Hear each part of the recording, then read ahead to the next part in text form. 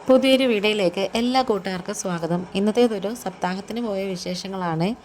കുചേലാഗമനമാണ് കേട്ടോ ഇന്നത്തെ കഥയെന്ന് പറയുന്നത്. വീഡിയോ സ്കിപ്പ് ചെയ്യാതെ ഫുള്ള് കാണണം. ഇഷ്ടപ്പെട്ട ചാനലൊന്ന് ലൈക്ക് ചെയ്യും, ഷെയർ ചെയ്യും, കമൻറ്റ് ചെയ്യും, സബ്സ്ക്രൈബ് ചെയ്ത് സപ്പോർട്ട് കൂടെ ചെയ്യണേ.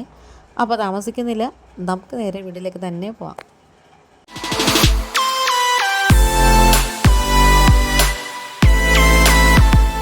അപ്പോൾ ഈ സപ്താഹം നടക്കുന്നത് നമ്മുടെ വീട്ടിന് തൊട്ടടുത്തുള്ളൊരു ശാസ്താവിൻ്റെ ക്ഷേത്രത്തിലാണ്. ഞാനും അമ്മയും കൂടാണ് കേട്ടോ പോകുന്നത്. നമ്മളിപ്പോൾ ഓട്ടോയിലാണ് പോകുന്നത്. നല്ല വെയിലാണ്. അപ്പോൾ നമ്മളവിടെ ചെന്നപ്പോഴത്തേക്കും കുചേലാഗമനത്തിൻ്റെ കഥയും കാര്യങ്ങളും ഒന്നും തുടങ്ങിയിട്ടില്ല. അവിടെ പാരായണമൊക്കെ നടന്നുകൊണ്ടിരിക്കുകയാണ്. ആൾക്കാരൊക്കെ വന്നുകൊണ്ടിരിക്കുന്നതേ ഉള്ളൂ. ഇതിനിടയ്ക്ക് നവഗ്രഹ പൂജ ഉണ്ടായിരുന്നു, ആരതി ഉണ്ടായിരുന്നു. അതൊക്കെ തൊഴുതു. അങ്ങനെ അപ്പം കുറച്ച് കഴിഞ്ഞിട്ട് നാത്തൂൻ വരുമെന്ന് പറഞ്ഞു. അപ്പം നമ്മളങ്ങനെ നാത്തൂനെ വെയിറ്റ് ചെയ്തിരിക്കുവാണ്. കുറേ സമയം കഴിഞ്ഞപ്പം വന്നിട്ടുണ്ടായിരുന്നേ.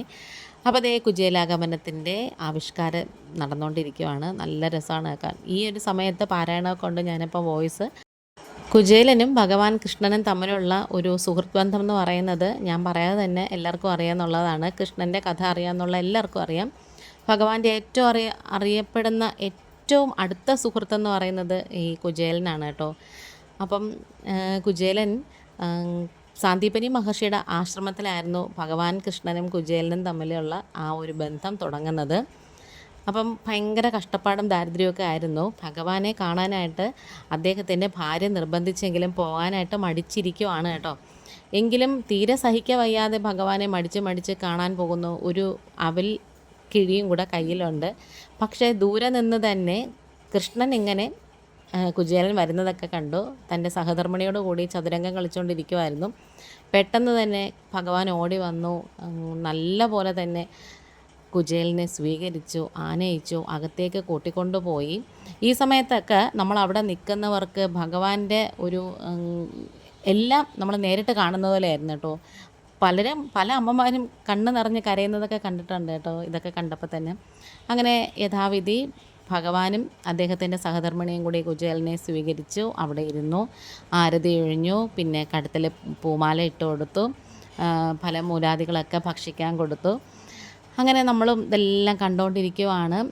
കുചേലൻ എന്നിട്ടും തൻ്റെ വിഷമങ്ങളും കാര്യങ്ങളും ഒന്നും പറയുന്നില്ല. മടിച്ച് അവൽ കൊടുക്കുന്നു. പക്ഷേ അത് 1-2 വാ കഴിച്ചപ്പോൾ തന്നെ ഭഗവാൻ കൃഷ്ണൻ്റെ ഭാര്യ ഇനി സഹധർമ്മിണി ഉണ്ടല്ലോ, ഇനി ഇപ്പം കഴിക്കണ്ടെന്ന് പറഞ്ഞ് വാ പൊത്തി പിടിക്കുന്നതും, എന്നിട്ടും ഒന്നും ചോദിക്കാൻ പറ്റാതെ തിരിച്ചിങ്ങനെ കുചേലൻ അങ്ങനെ പോകുവാണേ. പക്ഷേ ഇനി വീട്ടിൽ ചെന്ന് നോക്കുമ്പോഴാണ് വീട് മാറി അവിടെ കുടില് മാറി കൊട്ടാരമായതെല്ലാം കാണുന്നത് കേട്ടോ. പിന്നെ അതൊക്കെ കഴിഞ്ഞിട്ട് നമ്മൾ നല്ലപോലെ തൊഴുതതിന് ശേഷം പുറത്തേക്ക് ഇറങ്ങി അന്നദാനം കഴിക്കാനാണ്. പക്ഷേ പിന്നീട് അങ്ങോട്ട് എനിക്ക് ഒരൊറ്റ വീഡിയോ പോലും എടുക്കാൻ പറ്റില്ല. ഈ ഒരു തിരക്കിനിടയിൽ നല്ല സദ്യയായിരുന്നു ഭഗവാന്റെ കുചേലാഗമനത്തിൻ്റേതായിട്ട് കിട്ടിയത്. അമ്പലത്തിന് ചുറ്റുമുള്ള കുറച്ച് വീഡിയോസ് ഞാൻ എടുത്തു. ഇന്നിപ്പോൾ സാമ്പാറും കൂട്ടുകറിയും അതുപോലെ തന്നെ പച്ചടിയും അച്ചാറും പായസവും ഒക്കെ ആയിരുന്നു കേട്ടോ. പിന്നെ അത് കഴിഞ്ഞ് ഞങ്ങൾ വീട്ടിലേക്ക് പോയി. വീഡിയോ ഇന്നിപ്പോൾ ഇത്രയേ ഉള്ളൂ. Thanks for watching.